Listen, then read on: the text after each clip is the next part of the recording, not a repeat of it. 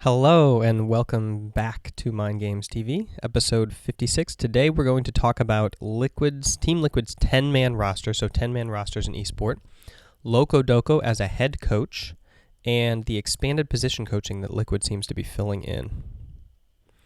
I'm going to try to do the intro, but I want to warn you guys that I'm not so sure on the audio, so check your headphones if you have the sound turned up.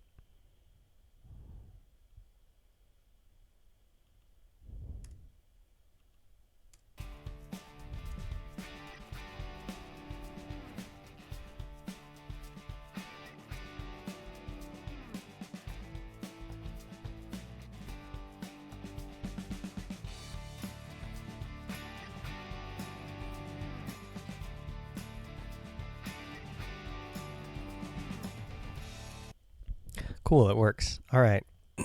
So, welcome back to another day of Mind Games TV. Like I said, this is episode 56. And today, instead of taking questions, although you can still submit your questions, I'll still answer them, and we'll probably hit a bunch after the show as well in the Twitch chat. But I wanted to talk specifically about Team Liquid's 10-man roster announcement and their announcement of Locodoco as the head coach and their discussion of expanded position coaching on their team and why it matters and why it's really important.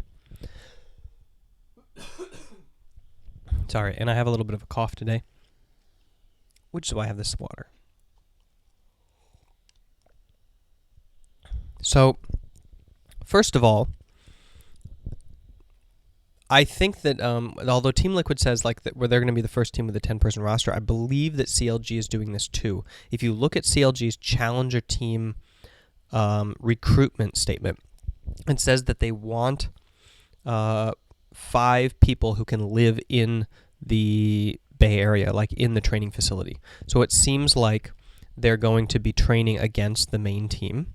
And I can actually say that, that is something that they did a lot last year. I don't know if you remember that who he was playing with the B team with ThinkCard and Stixay, and they really were innovating in a lot of different ways of using that Challenger team as a training team for the main squad, and I think they saw the benefit in that, and that they're pushing it to the next level. And I think Team Liquid is kind of like leaning in that direction too. They're going to basically have, he was talking a lot about how they're going to be scrimming each other in a squad of 10.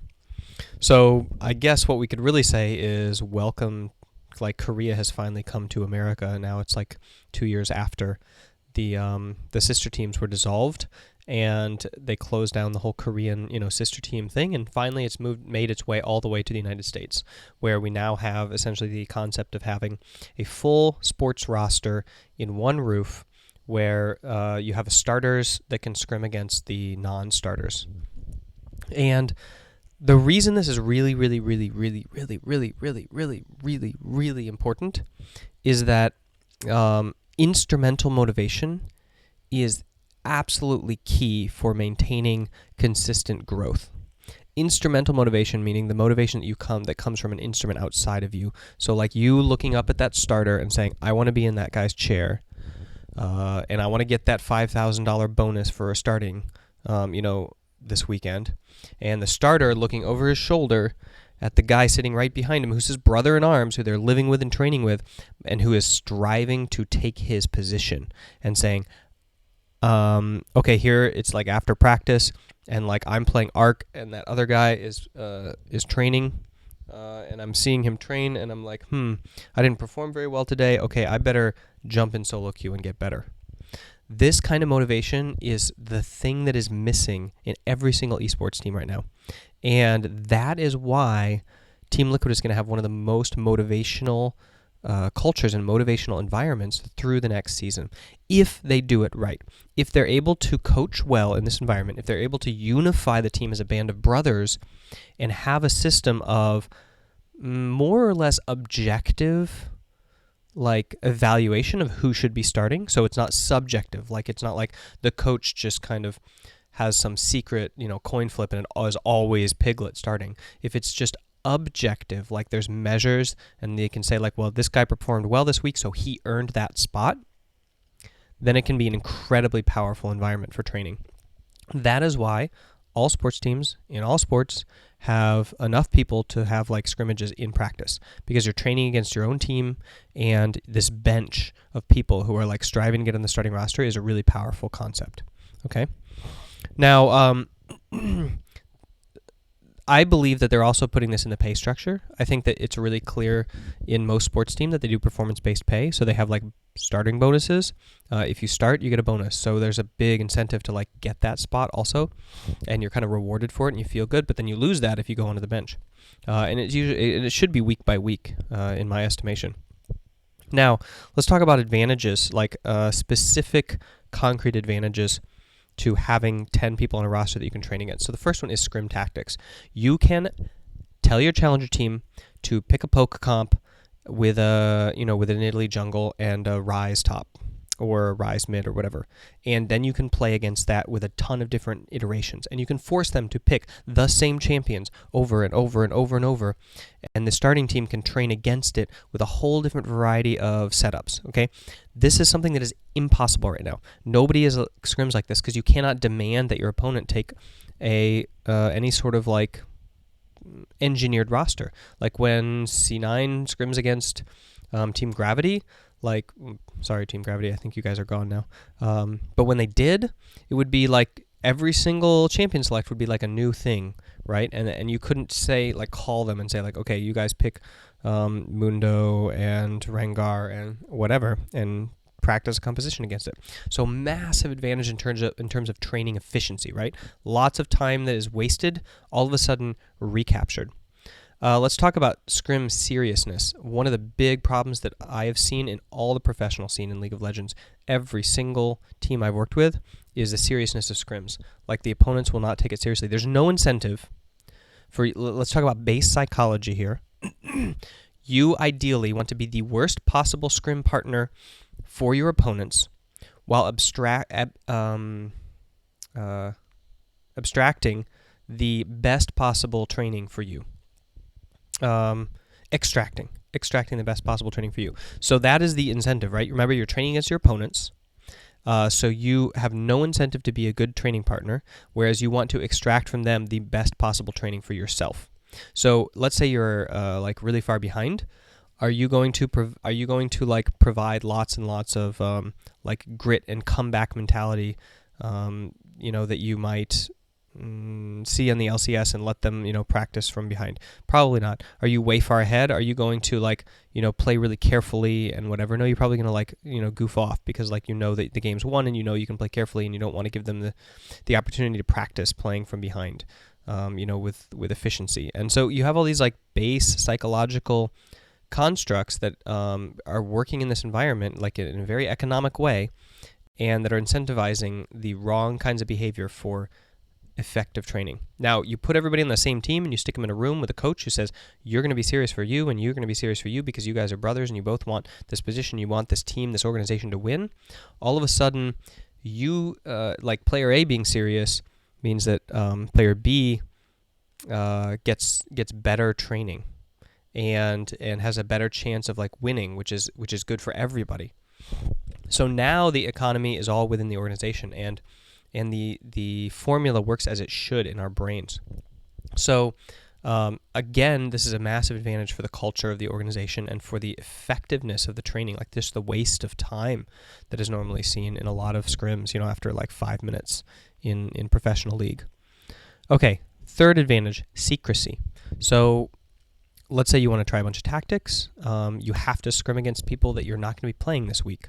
That limits your scrimming partners, and also, of course, there can be leaks. So secrecy, now you can actually do things and keep them in-house. Fourth advantage, lots of cooks in the pot. So you have an extra 5 professional players. Remember, these are people who made it to that level, who are all specialists in their positions, who all have their own opinions that they can bring creative solutions to the problem. So you have like a twice as many. So that's 100% increase in terms of like strategic and in-game knowledge. And then we have specification. I guess that basically on average you can master 3 to 7 champions per week in the meta, and I mean at an automatic level. And so unless you're Faker and you can master all of them. But you can now specify your players into very specific champion pools if you want, depending on the meta. And I think that could be very useful if you want to just say, like, give 3 champions to one person, 3 champions to another person, and say, like, this is all that you're playing for this meta, unless, things evolve. And then the opportunity for flea flickers. So in football, flea flicker is like when you run a passing play and try to make people think it's a running play. So, the runner, like, flicks the ball back to the quarterback and he passes it. Now, you can maybe engineer some really crazy, kooky, like, cheese strategies, which might work really well in the first match of a best of 2, and you can execute on them really well because you can train them in-house. Nobody will know about them secretly, and you can prepare all sorts of different scenarios that might contradict that or counterdain that, and you can really refine them and get the trickery down, and then you can have, like, a team of people that is just, like, preparing that, and it's not affecting their other game because the other team is, getting serious training against the kind of cheese that's being pulled out. So that is why I think that this 10-man roster move is going to be evolutionary and also revolutionary in terms of what it brings to esports. And I don't think that they're the only team that are going to pull this off this year. And I think that as the money increases, it becomes only logical that the roster size increases, that we approach the, like, Korean sister team scenario. And I think that in Korea, like, they knew it was working with sister teams, and I don't know why in the world they didn't immediately start doing it with 10-man rosters. Like, when Riot said, okay, no more sister teams, just 10-man rosters, all of a sudden the second 5 people couldn't pay for themselves anymore. So I think it was probably an economic decision from the companies, but they didn't realize what they were doing because they didn't realize they were sports teams. So they just cut it down to 5-person rosters because they thought, okay, the other 5 people can't make us money anymore. So just cut them out, and it was a really bad decision. So here we go. We're back in. We're back on track, and I think that, like, from here we can see progress in terms of esport as a sport versus just, like, as a group of 5 people playing a game. So I'm really excited for it, naturally. All right, I'm gonna hop over to Twitch chat and just see what people are saying before I jump into my next question. Sorry, I don't maintenance it very well when I'm talking. Apologies about that.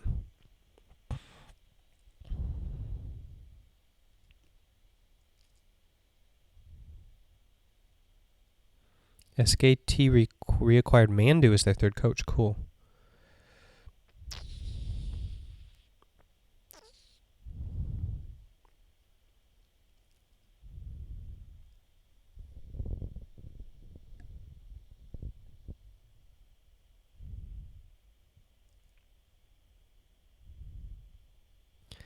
Yeah, about the CS roster versus LCS roster. It's I'm not sure how they limited it. They did put some limits on it, but I think that the challenger scene roster, like, the challenger scene is not active enough throughout the LCS seasons that it even matters. So, like, they have months and months and months of downtime where they're not doing anything official and can be, like, unofficial challenger scene and not registered. So that at that point, then they're basically could be registered as LCS subs. Yeah, RP Gravity, you spent too much time in Europe. Oh, did I talk about football instead of soccer? Sorry. So Cruel Kim says, Cruel Kim, oh, that's a sad name. A huge part of League of Legends is decision making. How do you combat playing League of Legends over doing something more productive? As in general, playing video games is a bad choice, especially in a region where esports is not developed. Yeah, that's a really good question. Why do video games instead of something else?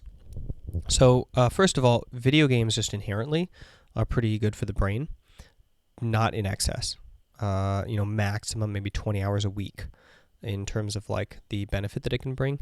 And you can even cut it down to, like, 10-minute bursts and have very good effect in terms of games. So people should be playing games. Video games are a pretty good version of that. video games are a pretty good version of games, and they're quite portable and mobile in some cases. Now, why League of Legends? I think that it's a seasonal thing. Like, there are some times in your life where playing League of Legends will make sense, and there are other times where it won't. But it's valuable if you pursue mastery in League of Legends. If you use it for an activity that serves a greater purpose in your life than just trying to gain rank. So if you treat it, for example, as I do, as a competitive endeavor, and I'm there competing, and so I'm striving to compete better, which means I'm augmenting things like my mental toughness, I'm learning strategy, I have all these transferable skills that I'm taking with me into other areas of my life. If you're using it for entertainment and it's like solving a problem like increasing your dopamine so that you're not depressed and things like that, then it can be very valuable for those purposes. So I recommend Cruel Kim checking out a book by Jane McGonigal called Super Better, which is all about like the effects that video games have on your neuroscience, and you can see the various ways that that video games can affect your brain chemically. And then I also recommend that you check out the podcast Finding Mastery, which is about all the various ways that humans use the path of mastery to improve their lives. So these are the two ways that I think that that League of Legends as a competitive venture kind of brings value to people's lives. Okay, now I want to talk about Locodoco as a head coach. So I got to preface this by saying I've always been a fan of Locodoco, so please go check out my articles on him. I think I've got one about his game versus Samsung Galaxy White with Team Solo Mid, and I have a couple comments during the season when they were releasing their reality TV show, and I talked about what I could see behind the scenes in his verbiage, how he chooses his communication. Now, one of the reasons that I said Locodoco came in strong, remember he was one of the first coaches in the region, and he came in and had immediate success. One of the reasons I attribute that to is his cultural heritage. So when I was coaching in Japan, and when I've traveled to Korea and seen like just such a similar culture between those two nations, what I observed is that there's this senpai-kohai relationship from a very young age. You have people above you who are mentoring you. You have people below you who you are mentoring. So, for example, when I was coaching when I was working with the baseball team at my high school, you'd go out and all the older players would coach the middle players, and the middle players would coach the youngest players, and the youngest players would be mentored, and eventually they'd fill that role, and the coach would coach the oldest players. So, and this happens in every facet of society, whether it's the classroom or the club or the family. You have this like mentor-mentee relationship. So you have this default like high school aged, like college aged Korean male, right? Locodoco. And he has had 18 years of training in how to mentor people younger than him. And you throw him in a coaching role, and he has all these kind of like natural talents immediately on how to mentor people, how to coach them, that just are there. And his contemporaries, all the other people who had grown up in like a Western kind of mold, didn't have those 18 years of experience mentoring other people, and so they just started off behind, right? Now I think that Loco probably didn't push himself to professionally develop. I think that he relied on his strengths, and he just gained experience as he went along. And unfortunately, he also gained fear because he got negative feedback, and he couldn't overcome some of that, I believe. So I saw him become less and less confident and more hesitant in his behaviors, instead of the opposite, which is what you need to be, is more and more aggressive and more finding out like your limits and pushing the areas of failure that you have so that you can keep growing. So my prediction is that he's had what he perceives as a big failure, but that he doesn't think it's a failure. He thinks it's something that helped him grow and helped him get stronger. And he said in the interview, I want to prove that I made the difference, that it was me that made a difference there. And so he's coming in like extremely motivated to be a coach. And he's not only that, but he's seeing the value that he brings to players. Like he's getting positive feedback from that. So he's stretching himself and pushing himself. So I predict he's going to be a really strong coach, because experience in coaching is king. You have to remember, coaches do not coach the game. Coaches coach people who play the game, okay? If we want to learn how to play a game, like, we can use math and analytics. coaches are the masters of people's mentality, of their minds, of their learning, of their growth, of their application of themselves to training, these kinds of things. So when you coach, you are coaching people. And that's why that's why it's an art. That's why it takes a philosophy to do, because we don't understand people yet. We don't have the tools and analytics to completely encapsulate the human brain. We might in 50 years, but right now we can't read minds. And so it takes an artisan who has tons of experience with different people, understanding motivational frameworks, understanding mastery frameworks, and helping people like learn faster and bring out the best of their performance and regulate their own emotions. And I think that he's got the most experience doing that in League of Legends in North America, if you compare him to all his contemporaries right now. So that'll be really exciting to see if he can bring that to the table and really learn from it. And yeah, that's my thoughts about him as a head coach. It's going to depend on how aggressive he can be towards his own professional development. But I have high hopes. And I don't want to say high expectations because I don't want to throw my dreams at somebody, but I'm excited to watch it. I also wanted to talk about expanded position coaching. So it's common sense as budgets expand that you hire more support staff to kind of give you a statistical advantage and the eyes advantage, like more eyes is more advantage if it's well organized. If the feedback chains are well organized so that people use them and can use them. Like more tools in a kitchen are useless if they all sit in the drawer. Like, you open the cupboard in the kitchen and there's like 7 machines in there and none of them are used. If they're well organized on the counter, and there's lots of counter space and the person who's cooking can just like pull out the right machine at the right time and it gets automatically cleaned and put away for him and he doesn't have to worry about it. Like that is the trick to using tools, is that they're accessible when they're needed, readily digestible, and then they go back by themselves and take care of themselves without having to like put forth any effort. So if the tools of position coaching can be managed in that way, if the additional analysis can be managed in that way, then it can be very powerful for each player. Okay, those are my thoughts about Team Liquid, and I think they're going to do really well this year, just like they did last year. Of course, they choked in playoffs, and I wish that they'd hired a sports psychologist to help with that early on. But, that's something that's pretty easily remedied. If they can perform well on stage, then they can practice choking and getting over the fear of abysmal failure, which obviously held them back when they were trying to dive there. Okay, so Warhead says, could you see his mentor-mentee relationship in the idea of head coaches, coordinators, assistant coaches, captains, then players? Yes, absolutely. This is how the Korean system functions, is like you come onto a team as a junior player and you're mentored by the senior players, then you become a senior player and you mentor the junior players, then you become an assistant coach and you mentor the players and you're mentored by the head coaches, and then you become Kakoma on SKT and you mentor the assistant coaches and coordinators, and you're mentored by the manager. And, in turn, those people mentor the players and the players mentor the low players. So that's exactly how it works in a Korean team. Locodoco just announced that he was going to be the head coach today. Mix Spam asked, do you think that the attitude might cause a collapse if they start out weak?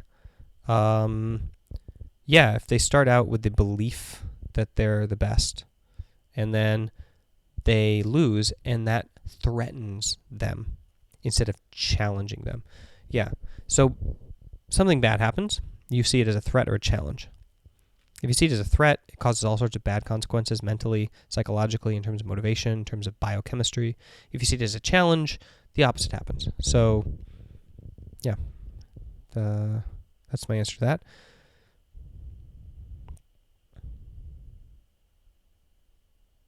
Okay. Cruel Kim, I'm trying to do this really regularly at 11:30 LA time, and then they go up on YouTube, by the next morning as the show.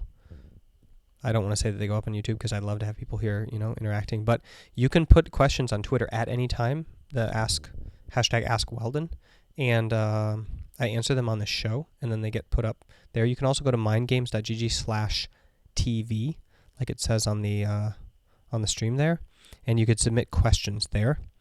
Let me just make sure that there's no questions on Twitter before I jump out. And you can see all the past 55 shows on my YouTube channel, which if you just search Mind Games Consulting, you'll find it there. Okay, there's no questions from Twitter. And I'd like to know what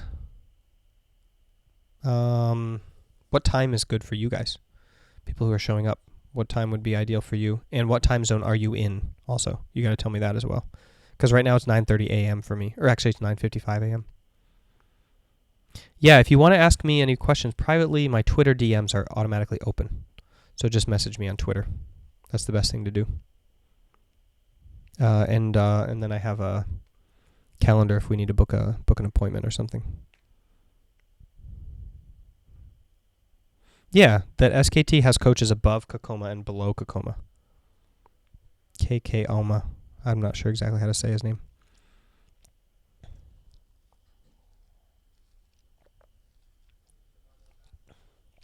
All right. 25 minutes. That's the show for today. Thank you guys for coming. And I appreciate Warhood, you being up so late in New York City. That's got to be super late by now. Must be like past midnight. So I appreciate it. Thanks for the chat and the interaction.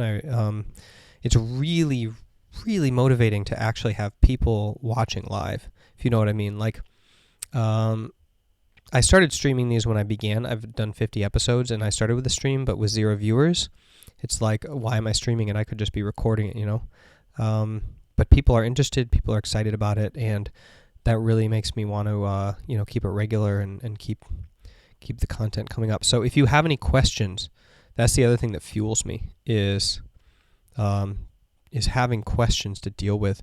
And if I don't have any, I just go to Summoner School and I steal them from there. But I'd love to answer questions specifically for people so that they get served. So just check out mindgames.gg/TV, put your question in there, or throw it in Twitter.